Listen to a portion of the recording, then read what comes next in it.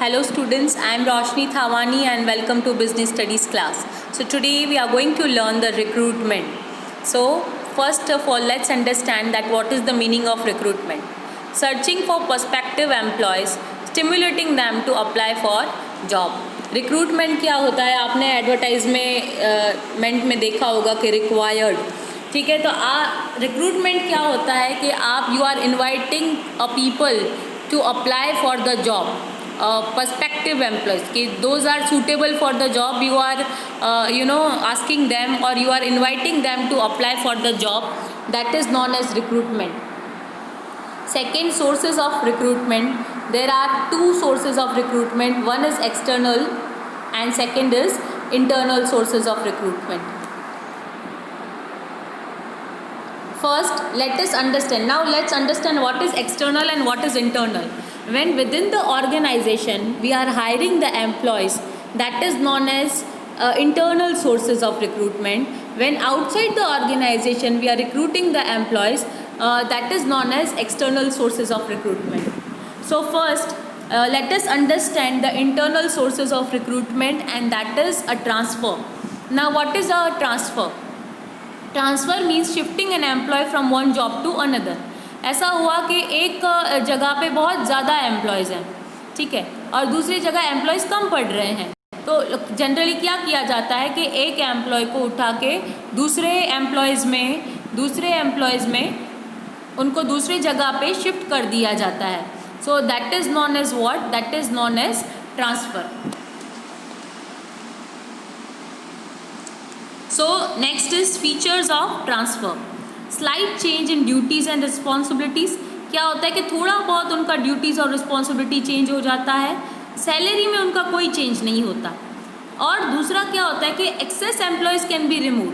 अगर एक डिपार्टमेंट में एम्प्लॉयज़ ज़्यादा हैं, राइट, तो उसको वो रिमूव करके उसको दूसरे डिपार्टमेंट में आप शिफ्ट कर सकते हैं.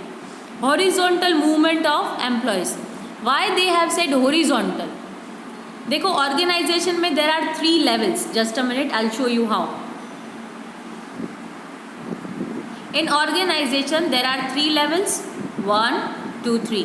अब यहाँ पे जब इसी लेवल पे ट्रांसफ़र होता है, इसी लेवल पे, ऐसे ऊपर से नीचे नहीं जाता है, इसी लेवल पे जब ट्रांसफ़र होता है तो उसको बोलते हैं हॉरिजॉन्टल.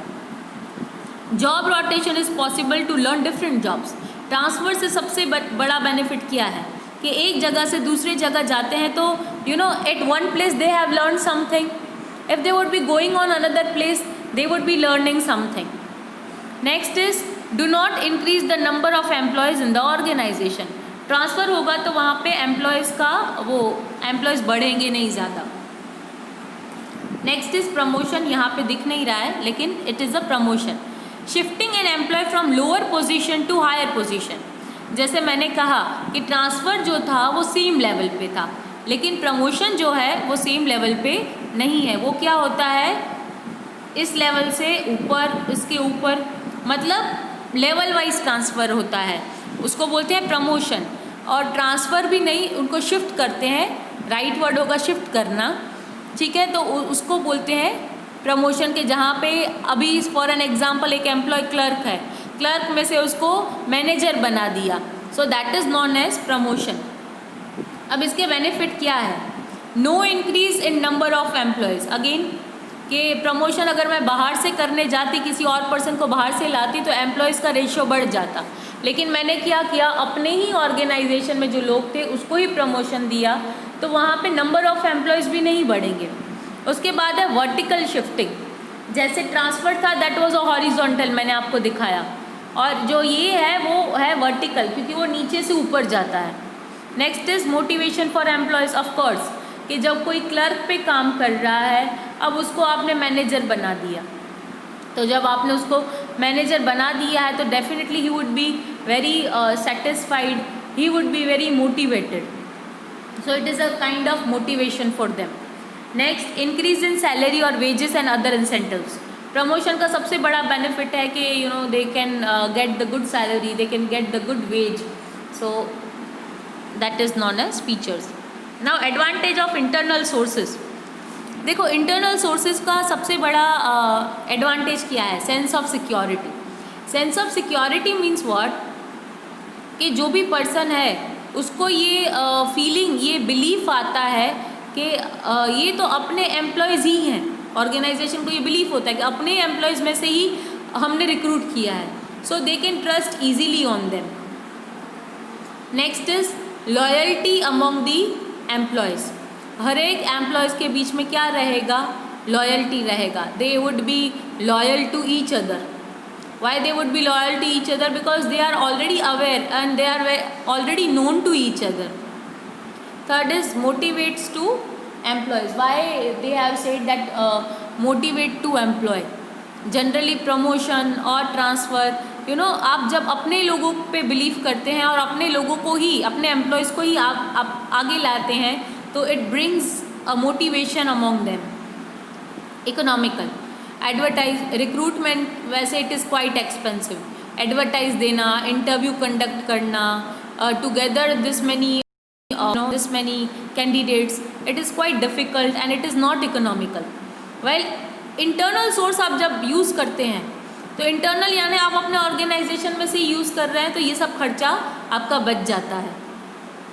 कंटिन्यूटी ऑफ एम्प्लॉय, एक एम्प्लॉय बहुत टाइम से आपके ऑर्गेनाइजेशन में काम कर रहा है, ठीक है, तो वो उसका कंटिन्यूटी रहेगा, because somewhere he is adjusted with the organisation and he is willing to work with the organisation, so you can expect the continuity and they are already aware with the environment of the organisation, so it is quite easy to understand the environment, to adopt the environment and to adopt the new position for them.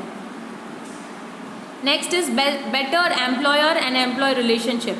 Now here we have to understand the two words, employer and employee. Now what is the meaning of employer? Employer मतलब कि जो होता है boss, और employee जो होता है जो उसके अंडर में वर्क करता है। तो better employer and employee relationship कि इन दोनों के बीच में बहुत अच्छा relationship maintain रहेगा, because somewhere organization they have trusted to employees and even employees they are satisfied with the organization decision. Next is surplus and shortage rectified. Now what is a surplus and shortage rectified? यानी कि क्या किया कि हमारे पास surplus, अगर ज़्यादा employees थे तो हमने उनको ट्रांसफ़र दे दिया या किसी और जगह प्रमोशन कर दिया, तो वहाँ से वो जगह खाली हो गई, राइट। तो सरप्लस एंड शॉर्टेज, और जिस डिपार्टमेंट में शॉर्टेज था वहाँ पे रिक्रूट कर दिया, so surplus and shortage rectified. Next is a tool for training for future managers.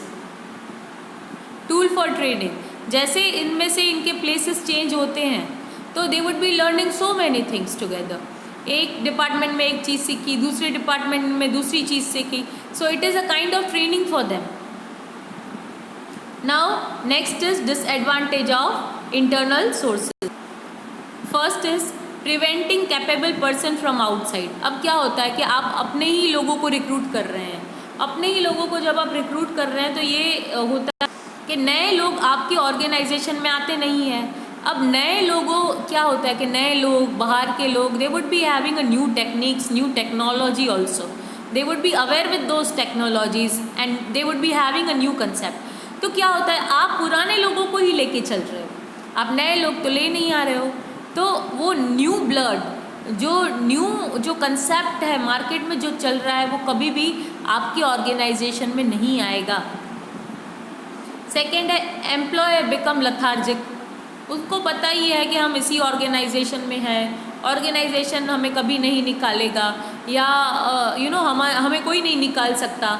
तो ये जब दिमाग में कंसेप्ट आ जाता है तो एम्प्लॉय जो है वो लेथार्जिक हो जाता है कि उसको करना है तो करता है, नहीं करना है तो नहीं करता है, राइट, और वो लेज़ी भी हो जाते हैं।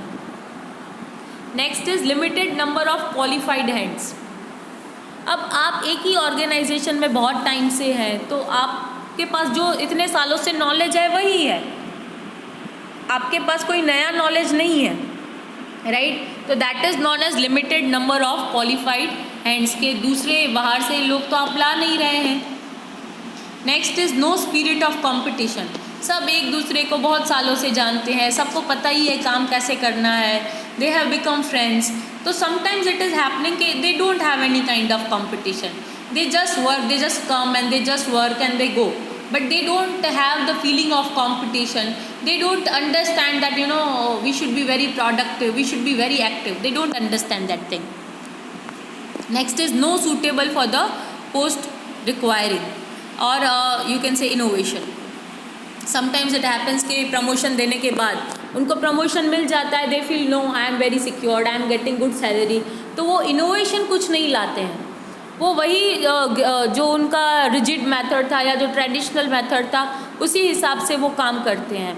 Otherwise market is demanding innovation, market is demanding change, and manager has to be very skillful to deal with those changes.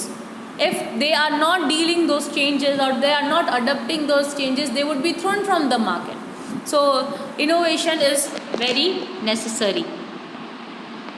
Next is favoritism and partiality. Generally the recognition has been given, if the promotion has been given, so sometimes it has happened, there are 10 employees.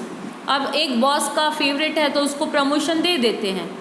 The another is capable enough, then too he is not getting the promotion only because he is not favorite of the boss. So that's why there is a favoritism and partiality which creates the difficulty in the organization.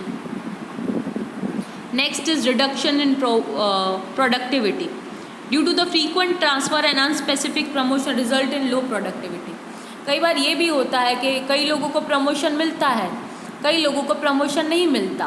So somewhere they think कि if we don't get promotion after working this many years और after working this hard, if we don't get promotion, if we don't get hike in our salary, then why I should work, what are the reason to work, so अभी when this kind of mentality has arised, तो वहाँ पे उनका अपने आप productivity जो है, productivity का मतलब क्या होता है, capacity of work would be reduced.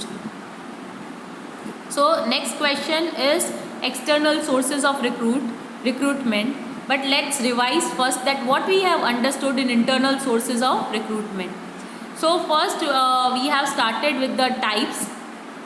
So 2 types were there: transfer, where we have understood the features of transfer, then we have understood the promotion, then we have understood the features of promotion. Okay, this all we have understood, and at the same time we have understood the disadvantage even. So hope you have understood. If you are not getting anything, you can call me in the doubt solving session timings, and next lecture we would be starting with the external sources of recruitment. Thank you.